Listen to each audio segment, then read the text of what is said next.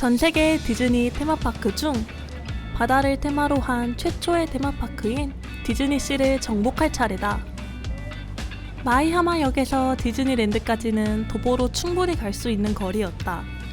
하지만 디즈니시는 조금 더 멀기도 하고 이번이 아니면 디즈니 모노레일을 탈 기회가 없을 것 같아 티켓 발권기 앞에 섰다. 다행히도 지원하는 언어가 많아서 어려움 없이 구매할 수 있었다. 디즈니 리조트 라인은 리조트 게이트웨이에서 출발해 디즈니랜드를 거쳐 베이사이드를 지난 후 디즈니시에 가는 오로지 디즈니를 위한 노선이었다. 모노레일이 들어옴과 동시에 승차권을 끊길 잘했다는 생각이 들었다. 외관은 물론이거니와 내부도 40주년 테마를 상징하는 드림 갈런드 테마로 랩핑돼 있다. 창문의 모양부터 손잡이까지 온통 미키마우스라 마치 장난감 기차를 탄 기분이었다. 궁전 같은 디즈니 리조트도 보고 창밖을 구경하며 가다 보니 금세 디즈니시에 도착하게 됐다.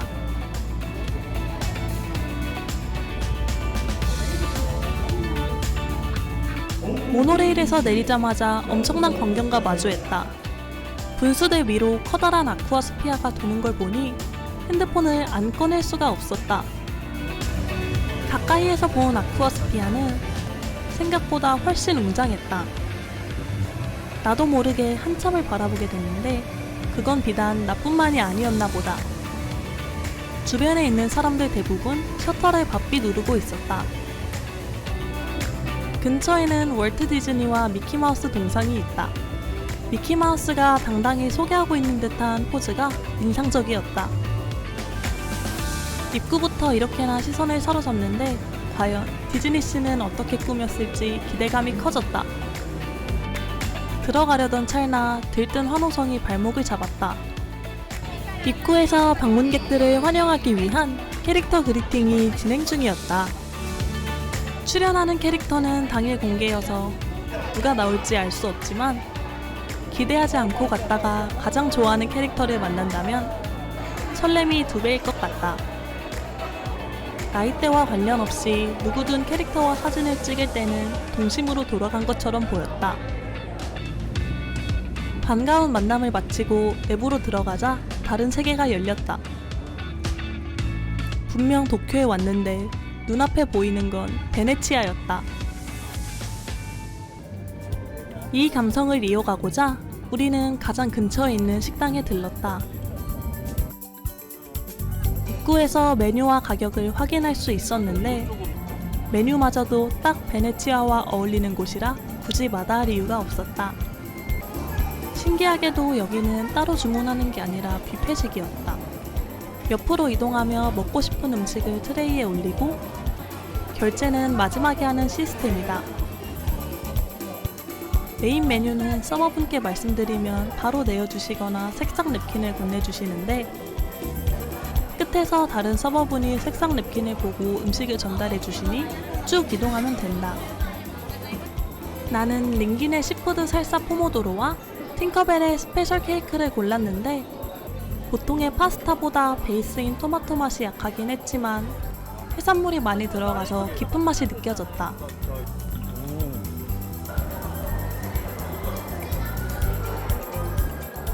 로티세리 치킨은 하프 사이즈지만 밥과 같이 먹으니 딱 부족하지 않은 양이었다.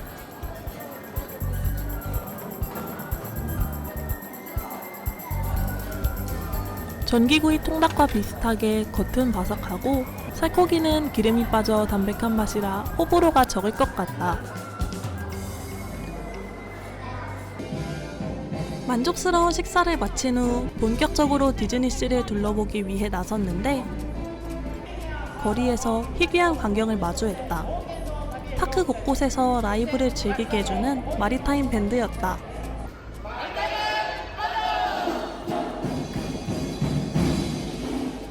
근엄한 얼굴로 파크 내 7개의 테마를 음악으로 표현하시는데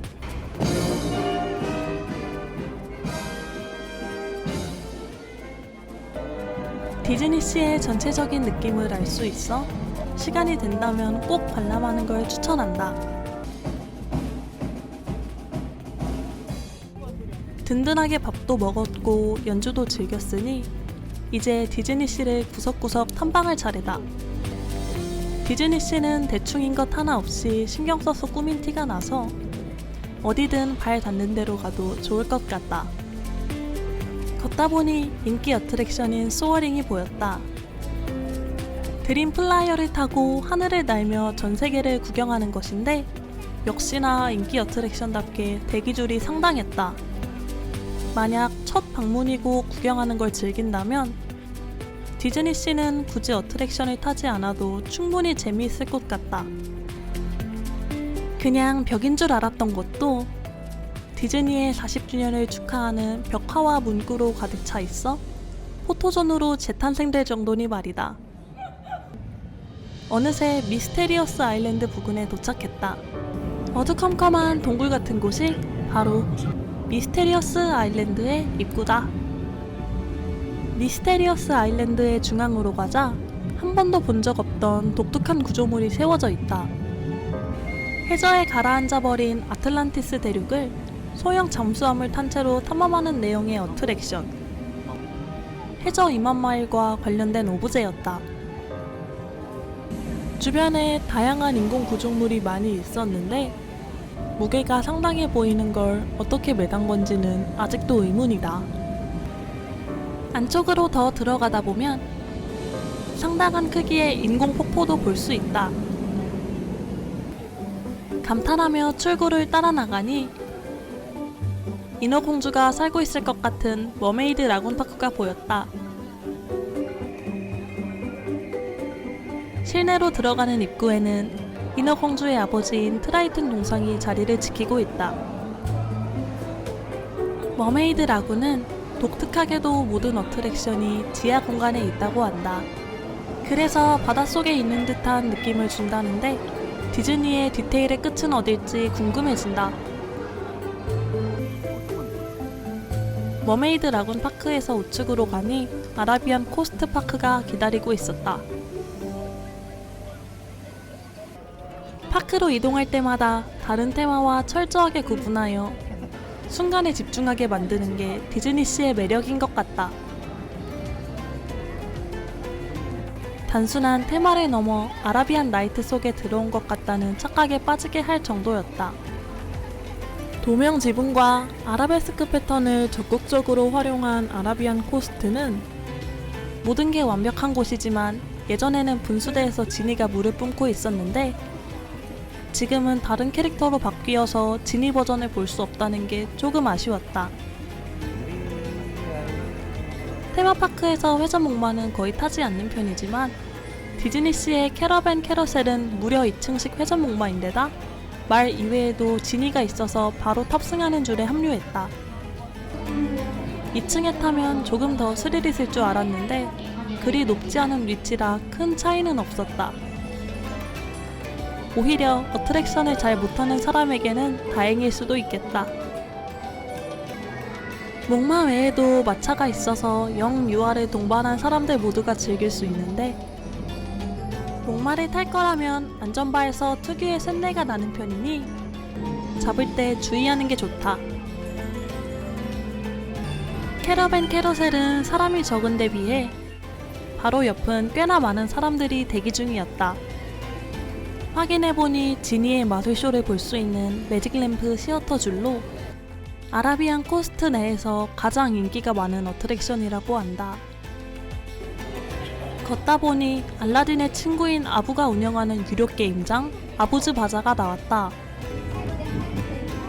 요금은 700엔으로 공을 굴려서 구멍에 들어가면 비매품인 디즈니 상품을 준다고 한다. 만약 실패하더라도 핀 배지를 주니 궁금하다면 한 번쯤 해보는 것도 괜찮을 것 같다. 파크 내부를 구경하며 가다 보면 단번에 시선을 사로잡는 자스민의 정원이 보인다. 그 말인즉슨 로스트 리버 델타에 도착했다는 뜻이다. 중앙 아메리카 정글 오지에 있는 고대 문명의 유적을 테마로 둔 곳답게 입구부터 심상치가 않다. 입구에서부터 비명이 난무했다. 난무하는 비명의 근원지는 어마어마한 비주얼로 레일 위를 질주하는 롤러코스터 레이징 스피릿츠였다. 입장 전 안내판에도 적혀있듯 360도 회전하는 코스가 있는 데다 최고 시속 60km로 디즈니의 어트랙션인 걸 감안하면 굉장히 스릴 넘치는 편이다. 무너져 내린 고대신의 석상 발굴 현장을 질주하는 컨셉이라는데 크게 하강하는 부분은 없지만 회전 후 내려오는 타이밍에 맞춰 안개를 분사하는 등 장치를 적극 활용해서 짜릿함을 선사하는 어트랙션이다. 끊임없이 들리는 비명은 뒤로 하고 맛있는 냄새의 출처를 찾아 걸음을 옮겼다. 맛있는 냄새가 나는 곳은 쿡하우스였다. 외건임에도 대기 중인 사람이 꽤 있었는데 얼마나 맛있으면 이렇게까지 기다려서 먹는 건지 기대감이 커졌다.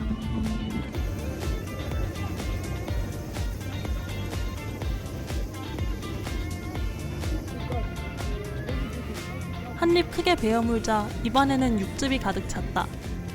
고기도 질기지 않고 부드러워서 뜯을 때마다 결대로 찢어질 정도였다.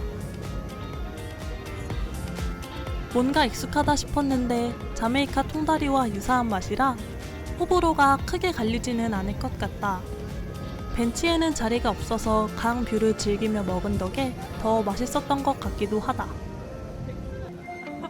슬슬 다른 테마 구역에 가보려는데 음식 모형을 활용하여 양쪽 사이드에 시장과 같은 분위기를 연출했다. 그것들을 구경하며 가다 보니 어느새 포트 디스커버리에 도착했다. 포트 디스커버리는 미래적인 느낌과 디즈니시의 핵심이라고 할 수 있는 해양 분위기가 가장 많이 드러나는 곳이었다. 들어가면 가장 먼저 보이는 건 니모 앤 프렌즈 씨 라이더라는 어트랙션이었다. 물고기만한 크기로 작아지는 잠수정, 씨 라이더를 타고 니모와 도리, 그리고 바닷속 친구들과 탐험하는 것인데 엄청난 퀄리티와 독특하면서도 탄탄한 스토리 덕에 꾸준한 인기를 유지하는 것 같다. 씨 라이더의 바로 앞에서 독특한 건물을 봤다. 처음에는 어트랙션인 줄 알았는데 니모와 관련된 걸 주로 판매하는 기프트샵이었다. 역시 시공을 초월한 곳답게 기프트샵까지도 미래지향적이다. 기프트샵을 지나면 마음대로 되는 게 하나도 없다는 말로 설명할 수 있는 아쿠아토피아가 보인다. 자리에 앉으면 그저 운명에 맡긴 채로 소용돌이와 폭포, 간헐천 위를 넘나들며 빙글빙글 돌아다니는 단순한 어트랙션이다. 하지만 현재는 여름의 도쿄 디즈니 리조트 이벤트 기간으로 4년 만에 부활한 흠뻑 젖는 버전이 운행되기에 잔뜩 젖을 수도 있다. 미래 항구를 나서면 대도시와 뉴 잉글랜드 어촌의 매력을 동시에 느낄 수 있다는 아메리칸 워터프론트 테마구역이 나온다. 케이프 코드의 상징인 빨간 등대가 보인다면 초입에 다다른 것이다. 커다란 등대를 끼고 안으로 들어가니 벤치도 있어서 가만히 앉아 풍경을 감상하기 좋은 곳이다.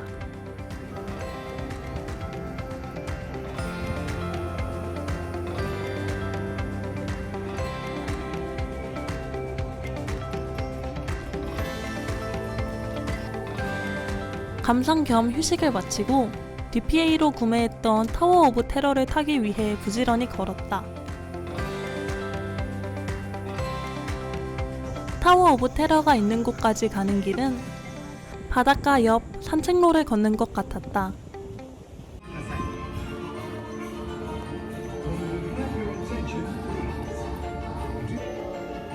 드디어 개인적으로 디즈니시에 가기 전부터 기대했던 어트랙션을 타러 왔다. 우리는 시간을 돈으로 사는 DPA 덕에 바로 입장할 수 있었다. 호텔 오너이자 고대 유물 수집가인 해리슨 하이타워 3세가 저주의 인형이라는 시리키 우든투를 훔쳐오는 것으로 시작되는 스토리답게 내부도 그의 초상과 다양한 유물들로 꾸며져 있다.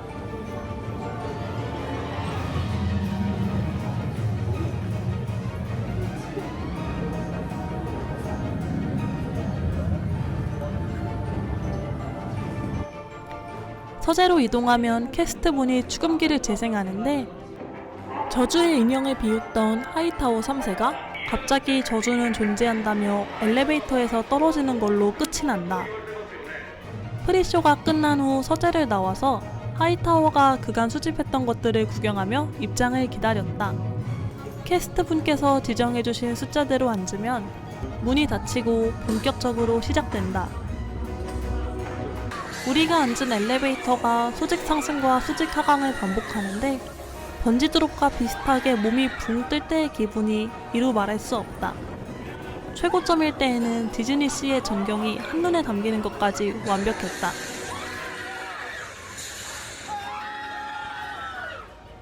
저주에서 살아남은 채 무사히 나왔다. 이 높은 곳을 순식간에 올라갔다 떨어졌다는 게 믿기지 않는다. 타워 오브 테러의 여운이 사라지기 전에 또 다른 어트랙션을 타서 이 여운을 이어가야겠다. 우리는 아메리칸 워터프런트에서 포트 디스커버리까지 운영하는 디즈니시 일렉트릭 레일 위를 타고 편하게 이동하기로 했다. 트롤리 전차를 타고 고가철도 위를 달리는 건 생각보다 훨씬 신나는 일이었다. 전차 밖에서 마주치는 사람들에게 반가운 인사를 받을 수 있고 디즈니시의 어트랙션을 내려다보는 경험도 할 수 있다. 어트랙션을 타기 위해 가던 중 인크레더블 캐릭터와 마주쳤다.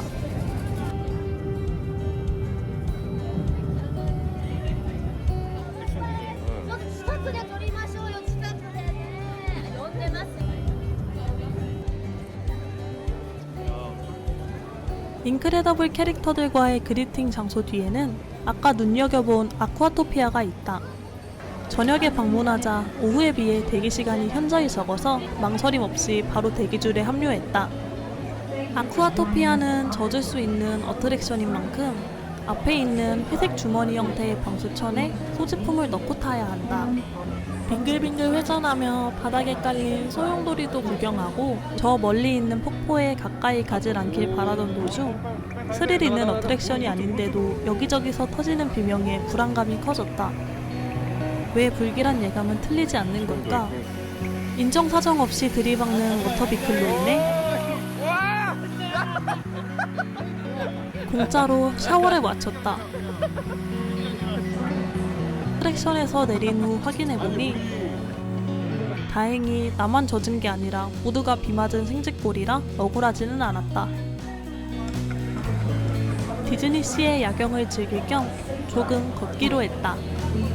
걷다 보니 퍼레이드 시간과 가까워져서 급히 로스트 리버 델타 파크로 디즈니시 트랜짓 스티머 라인을 타러 왔다.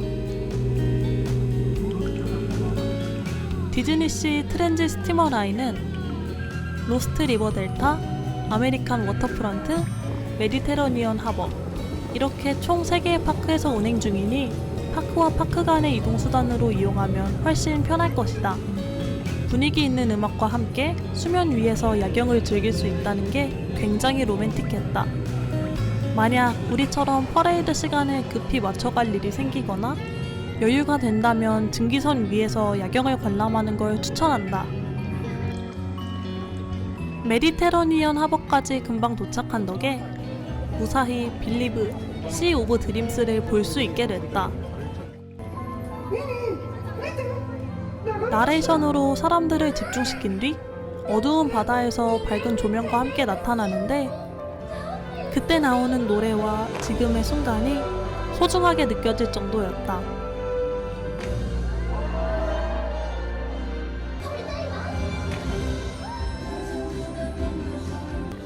어두운 수면 위에 비치는 화려한 배의 일렁임까지 어느 하나 완벽하지 않은 게 없었다. 게다가 형형색색의 레이저와 불꽃으로 반짝이는 밤하늘은 절대 잊지 못할 것 같다. 구조적인 특징을 10분 활용하여 건물의 외벽에 프로젝션 매핑을 접목해 출구로 나가는 도중에도 퍼레이드를 즐길 수 있었다. 디즈니시를 떠난다는 생각에 아쉬움이 드는 것도 잠시, 밤이 되니 반짝이며 방문객을 배웅해주는 아쿠아스피아를 보자 다시 마음이 들떴다. 쉼없이 바삐 움직이며 디즈니시를 즐겼기에 미련이 남지 않은 것 같다. 생각했다. 아직 우리에게는 도쿄에서의 일정이 많이 남았으니 오늘을 아쉬워하기보다는 새로 맞이할 내일에 충실해야겠다.